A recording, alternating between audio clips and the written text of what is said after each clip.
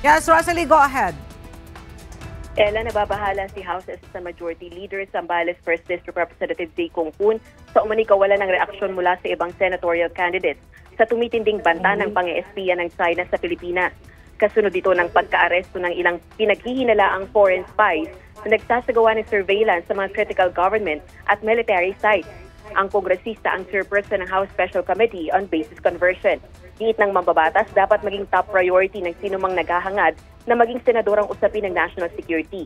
Sa gitna ito ng mga ebidensya ng isinasagawa umanong intelligence gathering operations na iniuugnay sa China.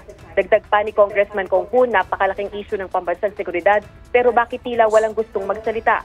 Ang Senado anya ang may tungkulin sa paggawa ng mga batas na magpapalakas sa ating depensa, kaya dapat marinig ng publiko kung ano ang plano nila para sa ating kaligtasan. Kasabay nito, hinikayat naman